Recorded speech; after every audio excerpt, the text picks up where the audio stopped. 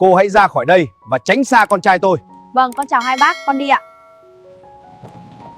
Hello everyone, welcome back to the channel. What would you do if the person you loved most chose to disappear just to protect your future?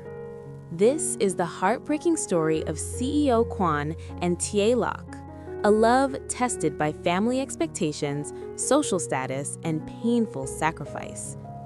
While Quan was in the city celebrating Lunar New Year, his parents secretly visited the farmhouse and told Tieu Lac she was not worthy of their son. An orphan girl raised among fields and farm animals, they believed she would damage their family's reputation. Rather than fight back, Tieu Lac chose silence. She packed her few belongings, left behind a tear-stained letter, and walked away, not because she stopped loving him, but because she loved him too much to become the reason he conflicted with his parents. When Quan returned and found the farmhouse empty, his world collapsed. Reading her final words, he realized she had sacrificed herself for his peace. And in that moment, he made a decision. He would search for her, no matter the cost. Not as a CEO protecting his image, but as a man fighting for the woman he loves. Will he find her in time? Will love be strong enough to overcome family pressure and social prejudice? If you enjoy emotional love stories filled with sacrifice, drama, and powerful choices, don't forget to like this video, share your thoughts in the comments, and subscribe to the channel so you won't miss the next chapter of this journey. Because sometimes, true love isn't about letting go. It's about fighting for each other until the very end. The Lunar New Year should have been filled with warmth, laughter, and hope. Red decorations hung across the farmhouse gate, and the scent of dried straw mixed with the faint sweetness of blooming peach branches. The morning sun stretched across the fields, touching the wooden fences and the small animal sheds that Tieu Lac had cared for every single day. It was simple, humble, but it was home. CEO Quan was in the city attending New Year gatherings with business partners and relatives. He had promised to return after the celebrations. Before leaving, he held her hands tightly and told her, "Wait for me. After this year, I'll make everything official." His words had become the warmth she carried in her heart. But that morning, an unfamiliar black car stopped outside the farmhouse. Tieu Lac stepped out, brushing hay from her sleeves, confused but polite as always. When the car door opened, she recognized them instantly, Quan's parents. They were dressed impeccably, their presence sharp and commanding, completely out of place in the quiet countryside setting. She bowed respectfully. "Uncle, Auntie, Happy New Year." They did not return her smile. Without stepping inside, they stood in the middle of the yard, their eyes slowly scanning the wooden house, the simple tools, the chicken coop, the muddy path leading to the fields. Their silence felt heavier than anger. Finally, his mother spoke, her tone calm but cold. "You are a good girl, but you are not suitable for our son." The words were not shouted. They were delivered gently, almost politely, but they cut deeper than any insult. His father continued, his voice firm. "Quan has a future to protect. Our family has a reputation. Investors, partners, relatives. Do you understand what they would say if they knew he planned to marry a girl who grew up without parents in a farm like this?" Each sentence felt like a stone pressing against her chest. They were not cruel in appearance. They were practical, calculated, concerned about status, about image, about power. To them, she was not a person in love. She was a potential weakness. You may not realize it, but your background will follow him forever. Every negotiation, every contract, every public event, people will whisper. They will question his judgment. They will question our family. Tieu Lac stood still, her fingers tightening around the edge of her sweater. The morning breeze carried the distant sound of roosters crowing, as if nothing unusual was happening. But inside her, something was slowly breaking. She had always known the difference between their worlds. She knew her hands were rough from farm work. She knew she had no prestigious family name. She knew she carried a past filled with silence and survival. But when Quan looked at her, she never felt small. Now, under his parents' gaze, she felt the weight of everything she lacked. We are not here to argue. We are asking you to think carefully. If you truly care for him, you will know what to do. There was no threat, no dramatic gesture, just expectation. Tears gathered in her eyes, but she refused to let them fall in front of them. She bowed her head slightly. I understand. And she did understand. She understood that Quan loved his family. She understood how hard he had worked to earn their trust. She understood forcing him to choose between love and blood would tear him apart. After they left, the sound of the car fading down the country road, the farm felt unbearably quiet. Only then did her tears fall. She walked slowly back into the house. The small wooden table still held 2 cups from the night before. His jacket was still hanging by the door. Every corner of the room carried memories. His laughter when the goats escaped, the way he awkwardly tried to cook in her tiny kitchen, the nights they sat outside watching fireworks in the distance. She touched the edge of the table and whispered, I don't want you to suffer because of me. There was no anger in her heart, no resentment, only love. As the afternoon light softened into evening, Tieu Lac quietly pulled out an old suitcase from under the bed. She folded her clothes carefully, one by one. Each movement felt like she was folding away pieces of her happiness. Outside, the sky turned orange, then purple. And when the first evening wind swept through the fields, carrying the faint scent of smoke from distant New Year celebrations, Tieu Lac took one last look at the farmhouse, the place where she had first learned what it meant to be loved. And in that quiet, fading light, she made her decision. That night, the farmhouse felt colder than usual. The wind brushed softly against the wooden walls, and distant sounds of New Year fireworks echoed faintly from nearby villages. Inside the small room, Tieu Lac sat alone at the old wooden table. A single yellow light cast trembling shadows across the floor. In front of her lay a blank sheet of paper. She held the pen for a long time before writing the first word.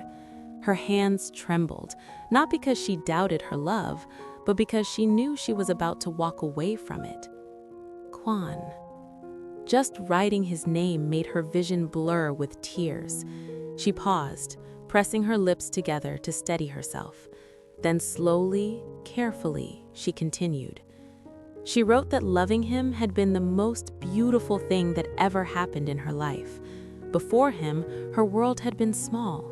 Fields, livestock, sunrise and sunset. She had accepted that her life would always be quiet and ordinary. But he had walked into it with warmth and sincerity, teaching her that she deserved to be cherished. You made me believe that I was not alone in this world. The ink smudged slightly where her tears fell. She told him how grateful she was for every moment they shared, the way he awkwardly tried to help feed the chickens, how he complained about the mud ruining his expensive shoes but never stopped coming back, how he once said that the farmhouse felt more like home than his luxurious apartment in the city. But love, she wrote, was not only about holding on. It was also about knowing when to let go. I don't want to be the reason you fight with your parents. I don't want you to lose their trust because of me. She knew he would choose her if forced. That was exactly why she had to leave first. She had seen the expectations resting on his shoulders, the responsibilities, the reputation of his family name. She feared that one day, when whispers grew louder and pressure mounted, he might regret choosing her. Not because he stopped loving her, but because the world around him would never stop judging. "I'm leaving not because I don't love you, but because I love you too much." The words felt like blades carving into her own heart. She told him not to look for her. She asked him to focus on his career, to protect his family's pride, to move forward without guilt. She signed her name simply, Tieu Lac. When she finished, she folded the letter neatly and placed it in the center of the table where he would see it immediately. At dawn, before the village fully awakened, she left. No dramatic farewell, no one watching, just the quiet sound of her footsteps fading down the dirt road. 3 days later, CEO Quan returned. The city celebrations drained him. Business smiles, polite toasts, endless conversations about expansion plans. It all felt exhausting. The only thought that kept him grounded was the image of Tieu Lac waiting at the farmhouse gate, smiling the way she always did. But as his car turned into the familiar path, something felt wrong. There was no figure running out to greet him, no light glowing warmly through the window. The yard looked the same. The fences stood still, the animals moved lazily in their pens, yet the place felt empty, hollow in a way he couldn't explain. He stepped out of the car quickly. "Tieu Lac?" he called out, half smiling, expecting her to appear from behind the house. Silence answered him. His chest tightened. He pushed open the wooden door. The room was tidy, too tidy. Her favorite scarf was gone. The small pair of shoes by the door was missing, and on the table, a letter. His heartbeat pounded violently as he picked it up. The moment he saw her handwriting, uneven and slightly smudged, his hands began to shake. He read slowly at first, then faster, then he stopped breathing. Each sentence felt like it was tearing something apart inside him. The apology, the gratitude, the quiet resignation, and that line, "I'm leaving not because I don't love you, but because I love you too much." His knees nearly gave out. He thought she was protecting him. He thought he would be better without her. Anger, pain, guilt, all collided in his chest. He realized instantly what must have happened. His parents, their expectations, their silent disapproval he had tried to ignore. "She left because of me." He gripped the letter tightly, his vision burning. For the first time in his life, the confident, composed CEO felt completely powerless. The farmhouse, once filled with warmth, now felt unbearably cold. And in that suffocating silence, he understood one thing with absolute clarity. If he let her disappear like this, he would regret it for the rest of his life. The letter was still trembling in his hand when CEO Quan rushed out of the farmhouse. For a brief second, he stood in the middle of the yard, the cold wind brushing against his face, trying to think. The world around him felt distant, blurred, like everything had lost its meaning. All he could see was her handwriting. All he could hear was her silent goodbye. Then, instinct took over. He pulled out his phone and called her. Once, twice, 10 times. Her number was unreachable. His heart pounded violently in his chest. He had negotiated million-dollar contracts without blinking, had faced ruthless competitors without fear. But this, the thought of losing her, terrified him in a way nothing else ever had. He jumped into his car and drove straight toward the small bus station at the edge of town. It was the only public transport she could afford. As he sped down the narrow countryside road, mud splashed against the sides of his car, but he didn't care. For the first time in years, he forgot about image, status, perfection. He was no longer the polished CEO in tailored suits. He was just a man chasing the woman he loved. At the bus station, he ran from counter to counter, showing her photo to anyone who would look. "Have you seen her? She was carrying a small suitcase, maybe early morning, before sunrise." Some shook their heads. One elderly vendor paused. There was a young girl. She looked like she had been crying. She bought a one-way ticket. One way to where? He asked urgently. The woman mentioned the name of a distant town. Without hesitation, he drove again. As the city skyline slowly appeared in the distance, his thoughts grew heavier. He replayed every moment in his mind. The time she hesitated when talking about his family, the way she would quietly change the subject whenever the topic of marriage came up. He had been so confident in their love that he ignored the pressure building around her. She carried all of that alone, he muttered, gripping the steering wheel tighter. His parents' words echoed in his memory. Reputation, status, suitable background. For the first time, those words sounded small and meaningless. What was success if he came home to emptiness? What was reputation worth if it cost him the person who made him feel human? He arrived in the town by afternoon. It was crowded, noisy, unfamiliar. He searched the train station, small motels, cheap guest houses. He showed her picture to receptionists, shop owners, even taxi drivers. Hours passed. No sign of her. The sun began to set, casting long shadows across the pavement. Exhaustion crept into his body, but he refused to stop. He imagined her alone in a strange place, carrying her pain quietly the way she always did. The thought made his chest ache. Finally, he sat down briefly on a bench near the train platform, breathing heavily. For the first time that day, doubt whispered into his mind. What if she truly didn't want to be found? What if she believed so deeply that leaving was the only way to protect him? He closed his eyes and remembered the way she smiled when feeding the animals, the way her eyes sparkled under the New Year fireworks, the way she once told him she had never dreamed of wearing a wedding dress until she met him. No, he said firmly to himself. Love was not meant to be sacrificed in silence. If she thought she was a burden, then he had failed to show her how precious she was. He stood up again, determination replacing exhaustion. This was no longer just about finding her. Hello, xin chào tất cả các khán giả của kênh Mí Tiểu Lạc Review. Vậy là câu chuyện của chúng ta ngày hôm nay đã kết thúc tại đây.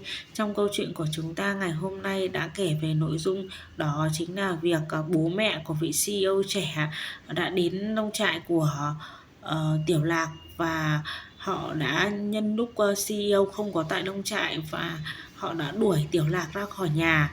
Tiểu Lạc bất lực đành phải viết lại lá thư và thu xếp quần áo rời bỏ khỏi nông trại. Liệu rằng khi cô bỏ đi như thế, CEO Quân có tìm lại Tiểu Lạc hay không? Mọi tình tiết hấp dẫn sẽ còn được kể ở các video tiếp theo. Các bạn đừng quên bấm vào nút đăng ký kênh sẽ nhận được thông báo mới nhất về các câu chuyện sẽ được mình phát sóng hàng ngày trên kênh Lý Tiểu Lạc Review nha. Nếu các bạn thấy video hay, hấp dẫn, mới lạ, hãy cho mình xin nút like, share và để lại comment ở dưới video nha. Mọi ý kiến đóng góp của các bạn sẽ giúp mình cải thiện nội dung hay hơn nữa để phục vụ khán giả. Và đừng quên bấm vào giỏ hàng được đính kèm ở trên video để mua các sản phẩm ủng hộ Tiểu Lạc để cô có thêm kinh phí để tiếp tục sản xuất nội dung nha. Bye bye!